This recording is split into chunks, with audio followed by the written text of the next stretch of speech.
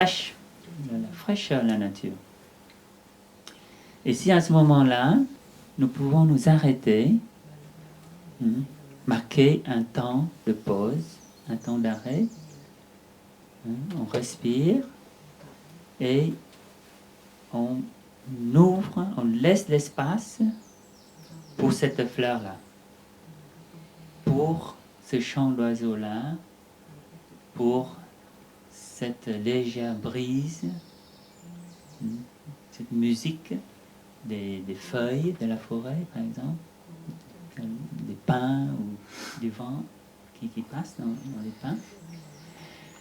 Et donc, en quelques respirations, nous sommes vraiment là avec la fleur, nous sommes vraiment là avec la brise qui nous caresse le visage, ou nous sommes vraiment là avec la face de cet enfant qui peut être notre enfant, notre garçon, notre fille, le sourire de cet enfant. Ce sourire d'un enfant, c'est beaucoup de spontanéité, beaucoup de fraîcheur, par exemple. Et si nous pouvons être là, présents, en marquant l'arrêt, en respirant, et essayer de maintenir cet instant-là, où nous sommes bien présents, le plus longtemps possible. Et bien, en ce faisant, plus nous sommes en train du moment que je vois la fleur, je peux marquer une pause dans mes activités corporelles et mentales, et je laisse l'image de la fleur m'imprégner.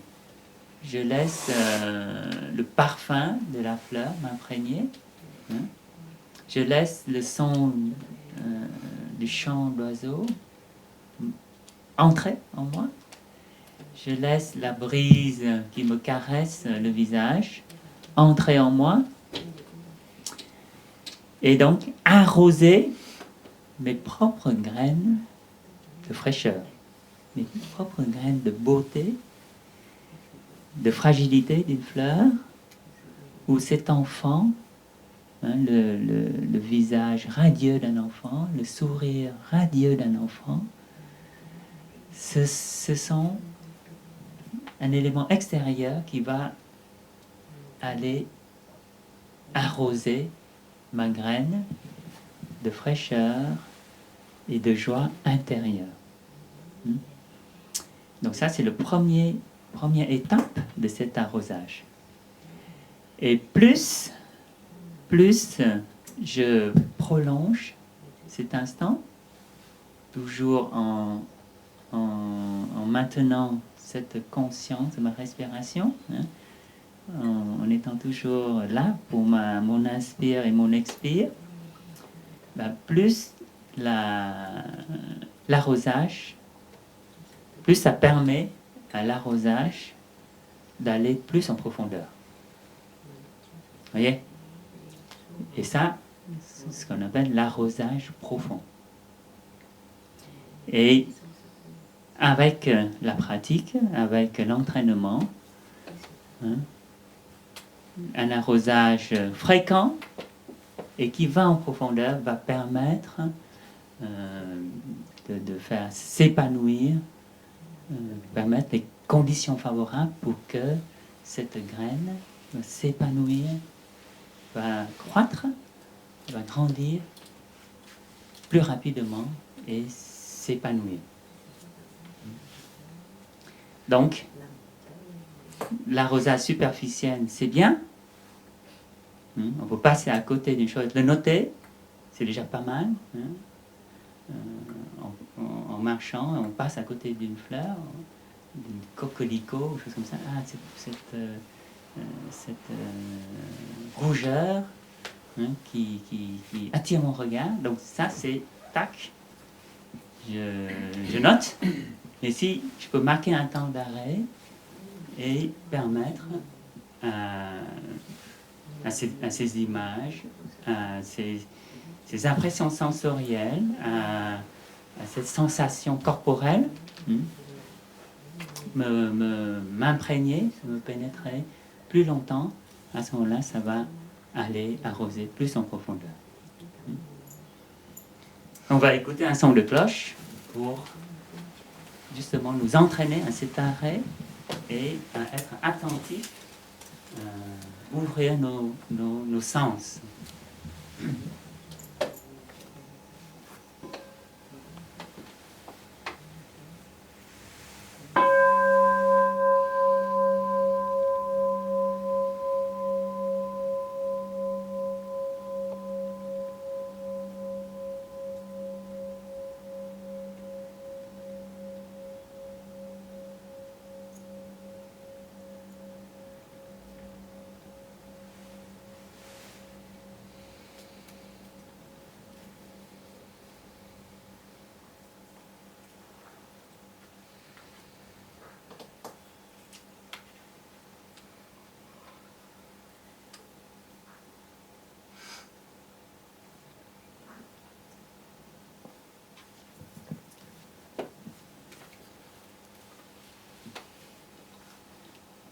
Donc là, c'est une habitude à cultiver, une bonne habitude à cultiver dans notre vie quotidienne, de pratiquer cet arrosage sélectif qui va être bénéfique à notre paix et à notre bonheur intérieur. Mais nous avons, bien sûr, beaucoup d'habitudes non bénéfiques que nous aimerions bien transformer, n'est-ce pas? Donc j'ai commencé par cette pratique de cultiver de bonnes habitudes. Et une des bonnes habitudes, c'est quand on écoute un son de cloche, on s'arrête, on revient à notre respiration. Quand la sonnerie du téléphone sonne, on s'arrête en attendant 3 sonneries pour respirer. Quand on s'arrête à un feu rouge, on peut respirer 3 fois. Comme ça, c'est de bonnes habitudes à cultiver. Mais que faire face aux habitudes non bénéfiques? Donc, mais d'abord, il faut comprendre comment ça marche, nos habitudes, surtout les habitudes non bénéfiques. Il y a des différents degrés, et il y a des habitudes qui sont un peu anodines, qui ne sont pas trop perturbantes, mais dans l'autre extrême, c'est des addictions, des accoutumances, c'est une addiction. Donc ça peut être l'habitude de la cigarette ou de l'alcool, ce sont des... Donc qui est-ce qui est ici, par exemple, chez nous, qu'est-ce qu'il y a des mauvaises habitudes? Il faut percevoir comme de mauvaises habitudes. Je pense que tout le monde. Non. Alors, là, aujourd'hui, je vais tenter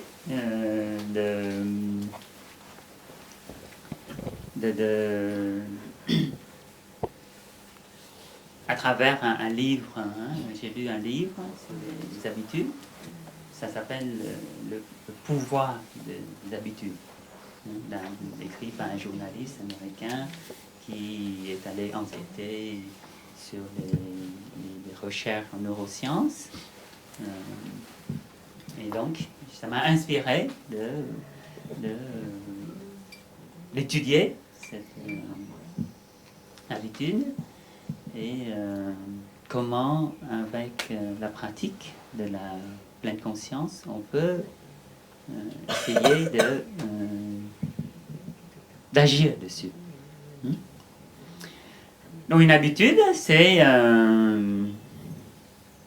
d'abord c'est un entraînement en fait. Plutôt au début, nous sommes conscients de ce qu'on fait. Hein? Comme par exemple au début quand on s'entraîne à conduire, nous sommes bien conscients de ce qu'on fait. Hein? Au début quand on apprend à conduire.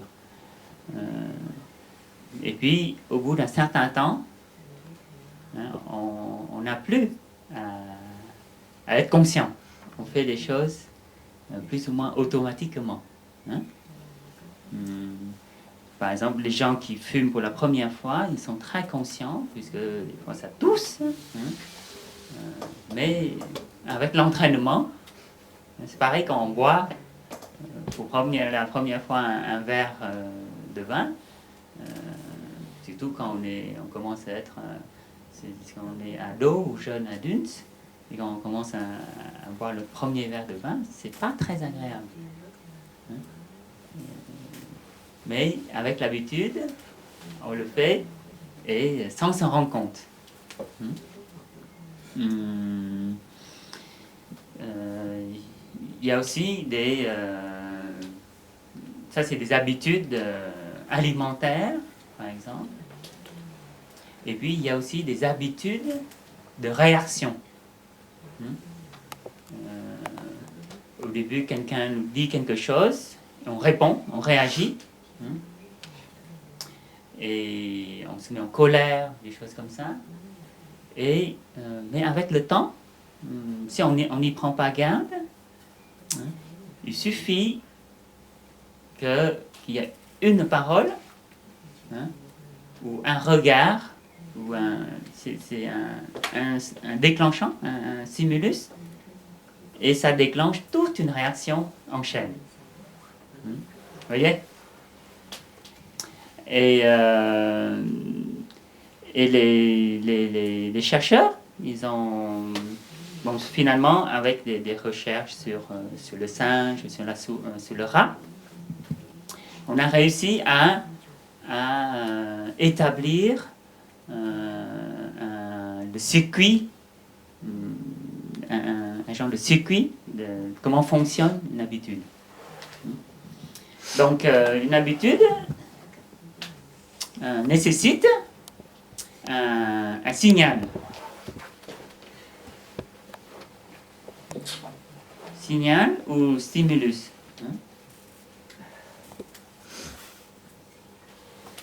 C'est-à-dire quand on voit ce signal, quand ce signal apparaît, ça va déclencher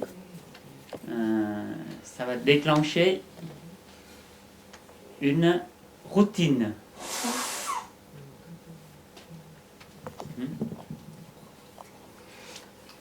Ça marche très bien la pub, par exemple. Quand les enfants, par exemple, passent devant le McDo, je parle des enfants qui sont accros au McDo, ils voient l'enseigne et paf, ça va déclencher un processus dans leur tête. Ils vont réclamer aux parents de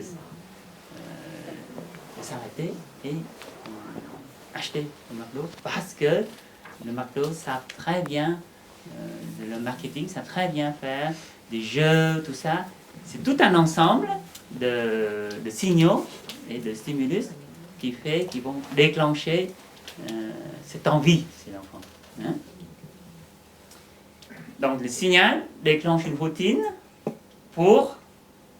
quand on a le signal, on va déclencher une série d'actions ou réactions pour obtenir une récompense. Hein? Donc la routine va amener à une récompense.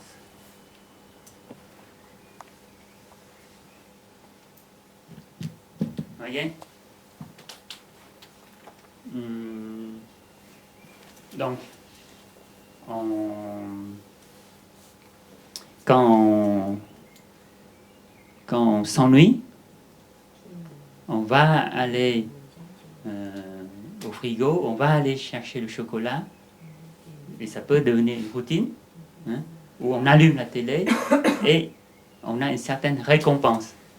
Une fois qu'on a mangé le chocolat, que ce soit les mécanismes biologiques ou psychologiques, hein, c'est-à-dire soit la caféine, soit d'autres mécanismes psychologiques vont faire que, voilà, on est assez rassasié, on est assez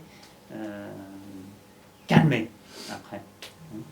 Quand on a un stress, on va chercher un burst en glucose ou un burst en... Vous voyez, une bouffée. Un flash. Et ça, c'est le début. Par exemple, ça, c'est comment ça fonctionne chez les toxicomanes. Les patients toxicomanes, au début, ils cherchent un flash, et on a l'extase, hein, et ça, c'est la récompense. Mais le problème, c'est que avec l'entraînement, mais les deux circuits, hein, ça, c'est le circuit de plaisir et récompense dans le cerveau, qui est assez profond, hein, dans le cerveau archaïque, profond. Et les circuits des habitudes, hein, les circuits neuronaux, là, ne sont pas le même.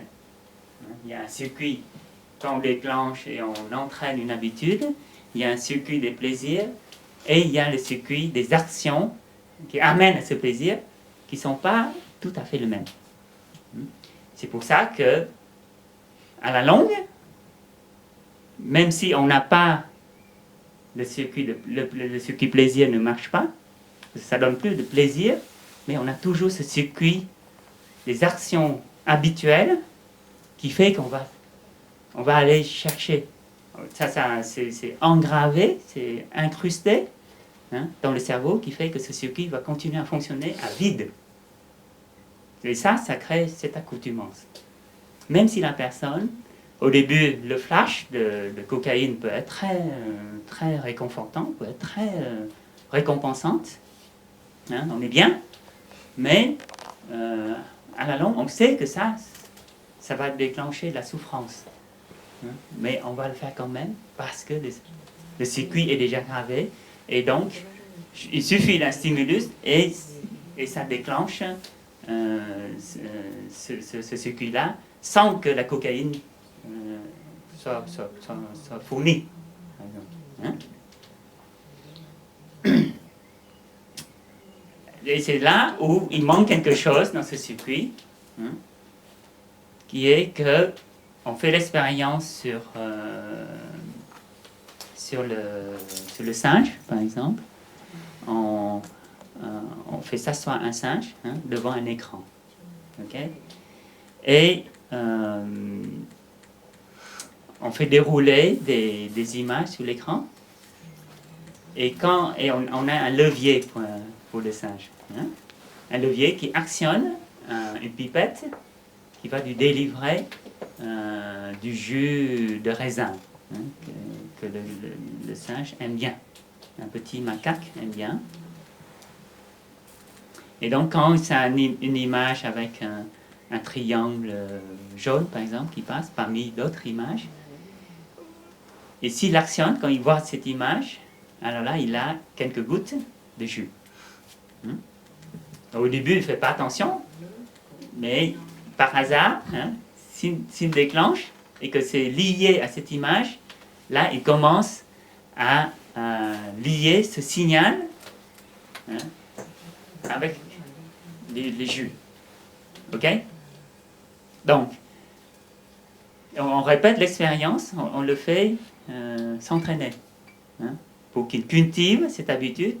Quand il voit cette image de triangle jaune, il l'actionne, donc il déclenche cette routine et il obtient des gouttes de jus. OK? Et donc, on enregistre les activités au niveau de son cerveau. Et donc, on voit que, mettons, ça, c'est la ligne de base de son électroencéphalogramme.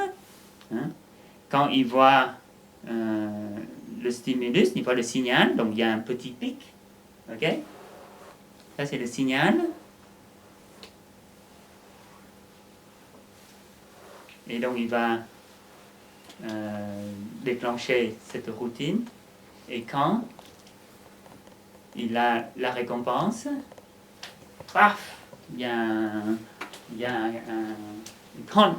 un pic d'activité du cerveau qui est relatif. Récompense. Okay. Et ça c'est les jus. Les jus qui tombent là. Il tombe et il est satisfait, il est heureux, disons. Il ressent le plaisir. Ça, c'est les gouttes de jus. Donc ça, au début, ça concorde comme ça. Mais, activité du cerveau. Mais avec l'entraînement, on voit que il voit le signal, et puis son cerveau se met tout de suite à ressentir, à s'activer. C'est anticipe le plaisir. Avant qu'il reçoive le jus. Vous voyez? Mais si on ne le donne pas le jus, à ce moment-là, s'il voit le signal et que son cerveau commence à anticiper le bonheur, anticiper cette récompense, et s'il ne reçoit pas, à ce moment-là, il va s'énerver. Vous voyez?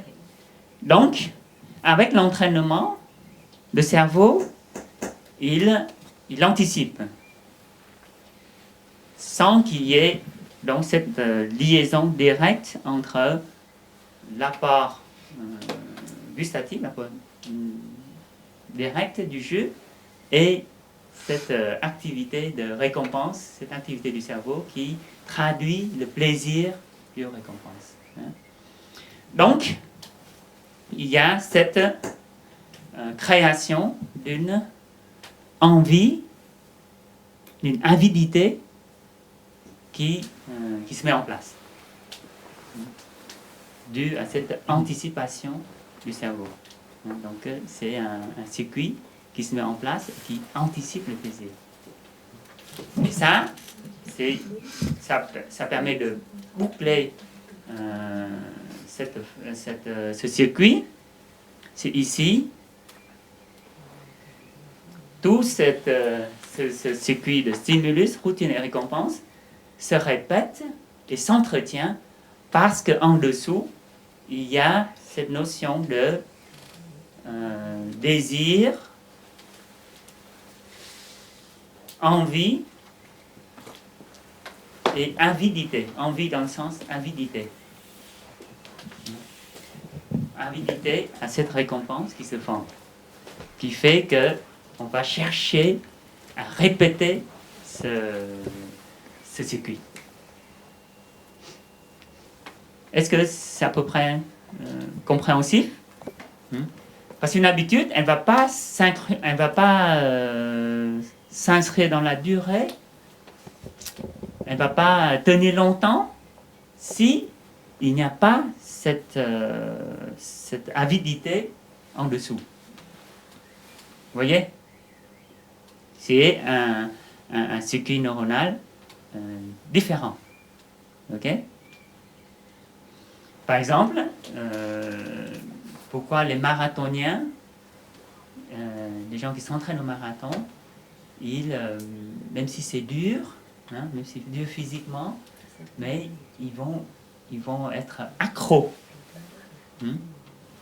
Parce que ils savent que au bout d'un certain temps d'effort, il y a une sécrétion d'endorphine interne qui fait qu'on va avoir cette sensation d'extase, hein, cette sensation de bien-être, au fond. Et donc, ils vont continuer à s'entraîner, continuer à aller chercher cet effort, parce qu'il y a cette envie, hein, envie avide de cette sensation d'extase. Ok, donc on va écouter un son de cloche. Vous laissez cela reposer.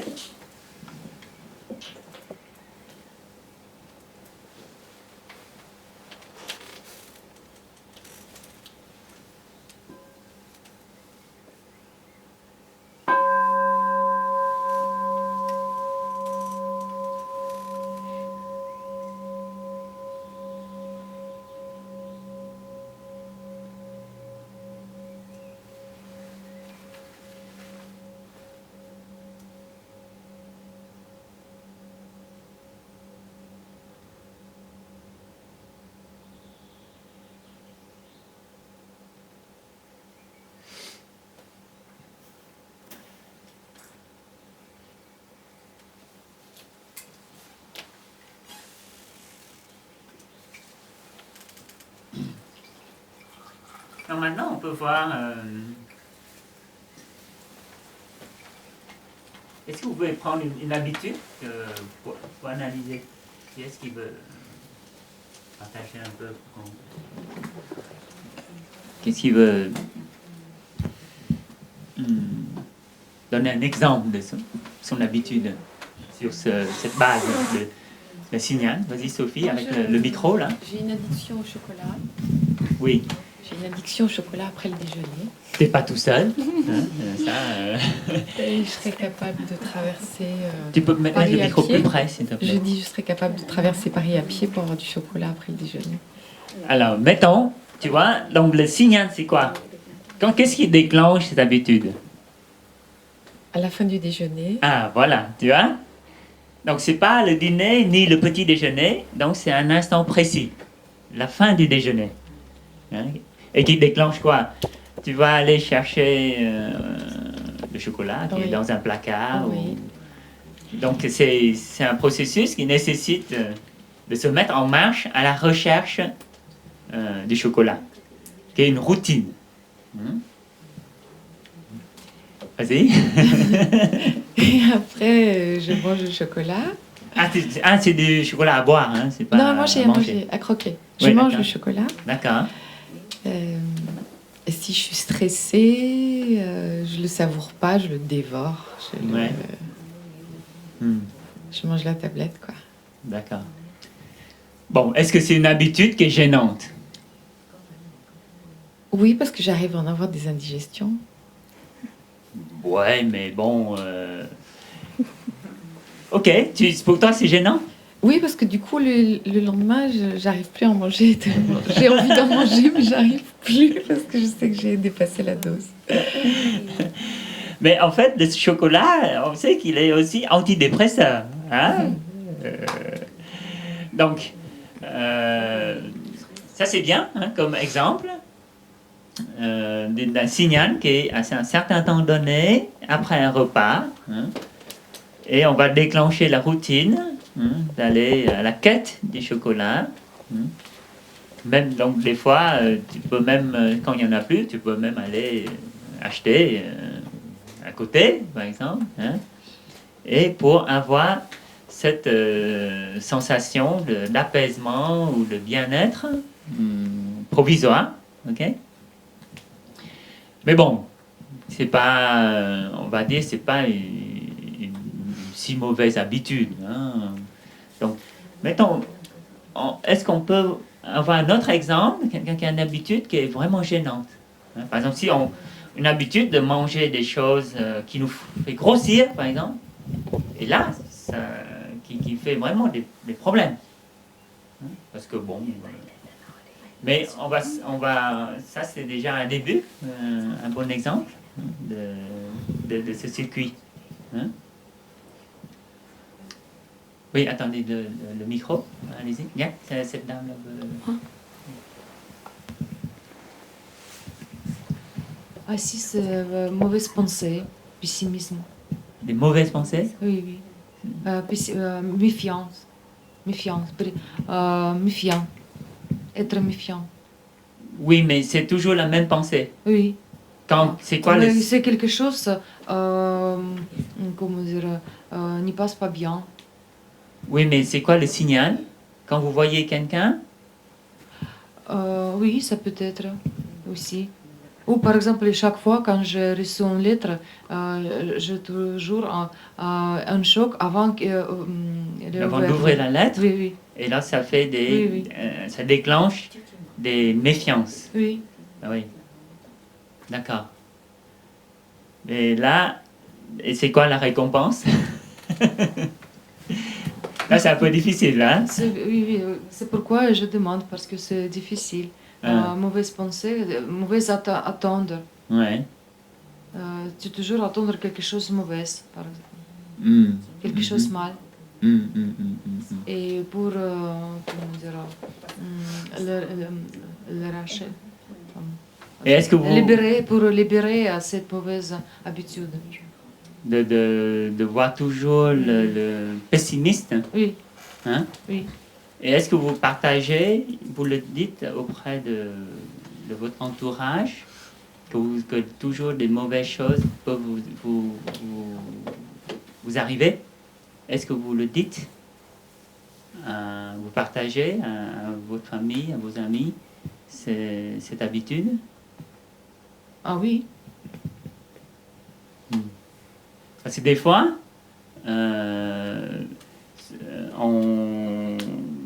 comment dire, on se victimise, par exemple, hein, quand on essaie de voir on voit les choses de manière pessimiste, et si on le partage à notre entourage, et on a des réconforts, c'est quelque chose un peu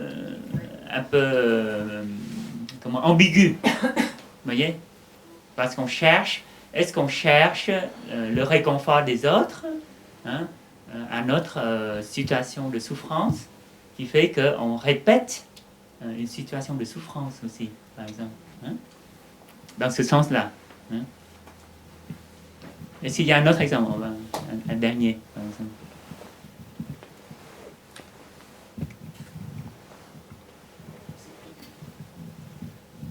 Non? Vas-y.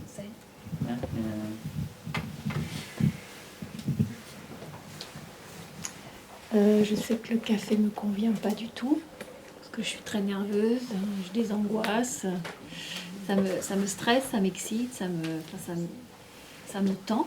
Et pourtant, quand je suis chez moi, j'ai besoin de sortir, d'aller dans la salle commune, de prendre un café, même s'il est noir, et si je vais trop vite, je vais l'avaler en entier, et après je vais déguster toute la journée, quoi, ou le soir surtout. Excusez. Donc ton mauvaise habitude, c'est quoi?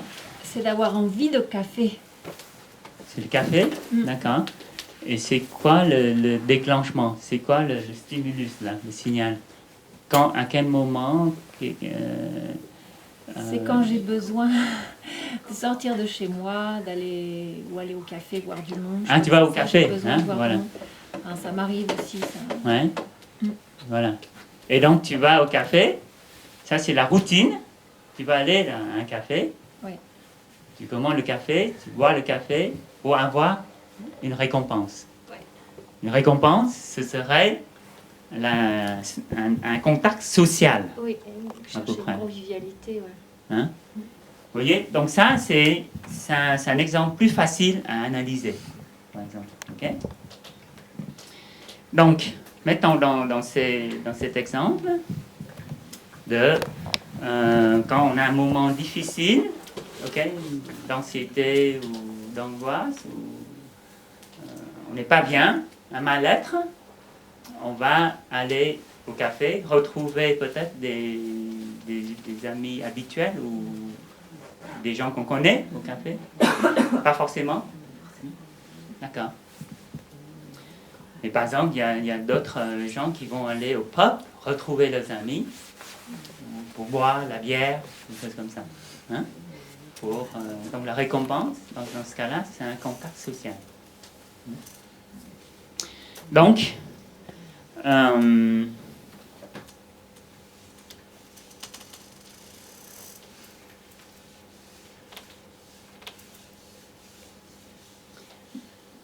on a bien compris, hein, on a bien noté ce circuit habituel des habitudes, signal ou stimulus ou facteur déclenchant, routine, récompense, et sous-tendu, hein, ou sous-tendu en dessous, par cette envie, avidité, désir. Hein.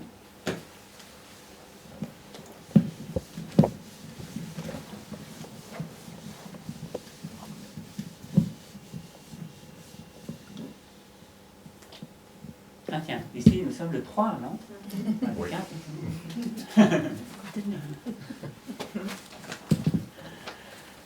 Alors,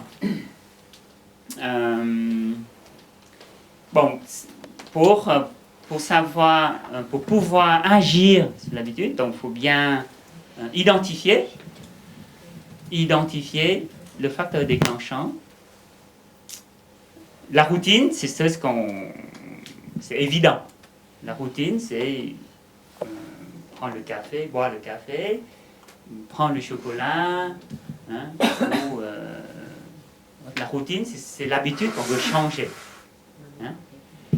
Donc, les deux étapes essentielles. Donc, la première étape, c'est, puisque nous avons une vie très occupée, il est difficile de repérer quel est le facteur déclenchant.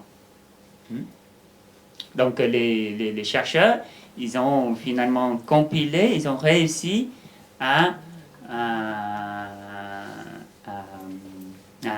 isoler quelques éléments clés qui nous permettent de repérer ce facteur déclenchant. Hein.